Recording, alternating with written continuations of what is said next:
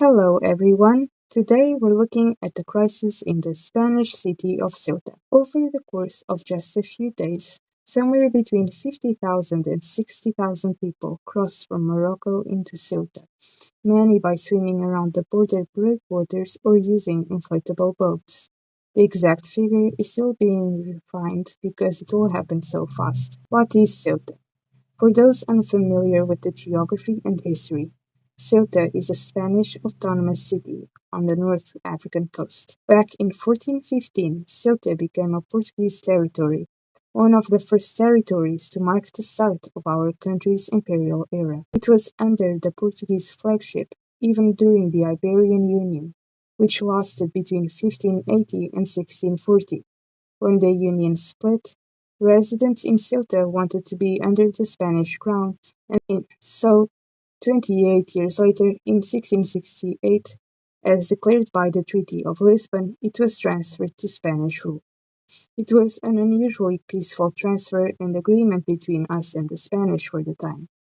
That is exemplified in the enclave's flag, which still bears the Portuguese coat of arms today. It has been under Spanish sovereignty for almost 4 centuries, not 5 as quoted on the internet, almost 4, although Morocco also claims it, citing the colonialism and its natural location being a geographical African site surrounded by them. Because Ceuta is a Spanish territory, it is also part of the European Union, making it one of the EU's external borders, together with a number of neighboring Portuguese and Spanish archipelagos, and this whole list. How did the crisis unfold? On Thursday, a number of migrants began gathering on the Moroccan side of the border.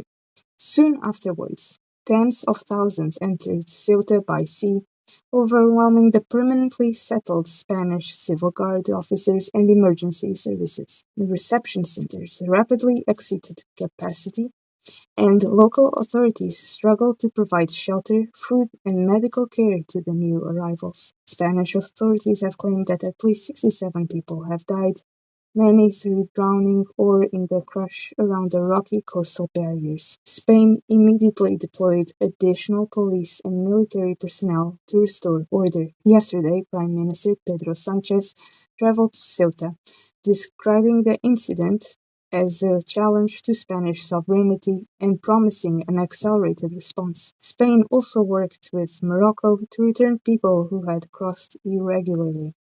According to Spain's Interior Ministry, more than 48,000 people have already returned to Morocco, leaving only a small proportion of those who entered still in Ceuta. To reduce the likelihood of another mass sea crossing, Spain has now begun installing a 500-meter floating maritime barrier near Tarajal Beach, while maintaining an increased military and police presence. The crisis has also become a political issue in Europe. Surprise, surprise. 22 EU governments have called for an emergency discussion among EU interior ministers on strengthening the Union's external borders. Denmark, Finland, and Italy have criticized Spain, with the latter announcing temporary border measures affecting travel from Spain, citing concerns over the unprecedented scale of the migration surge. As Sanchez has pointed out, Italy has twice as many migrants going into the country in the last 5 years, and based on the number of rejects, it is slow in dealing with that flow. So stop judging.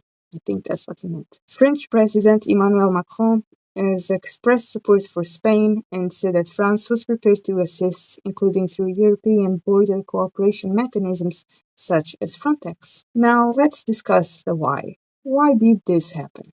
I have a theory. On July 20th, Sanchez visited neighboring Algeria to work in their bilateral relationship. This is part of Spain's 2025 to 2028 African strategy, which aims to connect our continent and Spain to Africa and build the country's image as a global hub to EU trade, the same way they have to South America through the Mercosur trade deal. Morocco and Algeria share a border that, due to a long convoluted history, has been closed since 1994 and completely phased out diplomatic relations in 2021. In addition to that, Morocco has built stronger connections with Israel since 2020, thanks to the US-sponsored Abraham Accords, with the two Mediterranean countries cooperating in military and security matters, and Israel recognizing the disputed Western Sahara region as part of Morocco 3 years ago.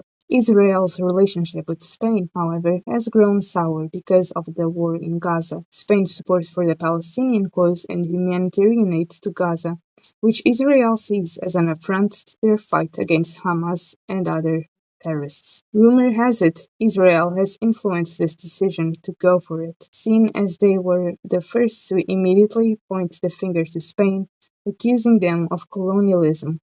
One can draw the lines together. Yes, Spain, like some European countries, has colonial history. And I think that part of the reason Israel exists is thanks to that expansionist history of European imperialism. It's a bit of a stretch, I know. But remember, this is all theory, allegations, not facts. As far as I know, there is no migration deal with Spain, EU, and Morocco.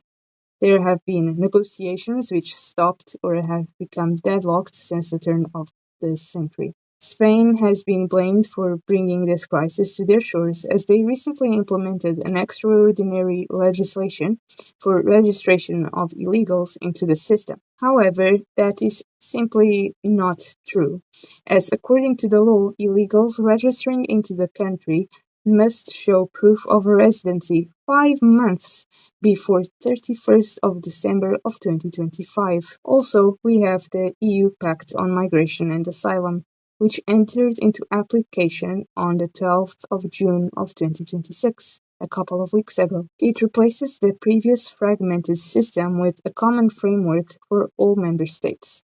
Under this pact, everyone arriving irregularly at the EU's external borders must undergo mandatory identity, security, health, and vulnerability screening before entering the asylum process. It introduces faster border procedures and for asylum claimants, quicker returns for people whose applications are rejected, and an expanded database to improve identification and reduce illegal movement between member states. Also, the pact establishes a permanent solidarity mechanism requiring all EU countries to contribute when a frontline state faces exceptional migration pressure, either by relocating or helping relocate asylum seekers, providing financial assistance, or offering operational support, such as border personnel and equipment. That's for you, Finland, Denmark, and Italy. Frontex exists for a reason. A really good reason.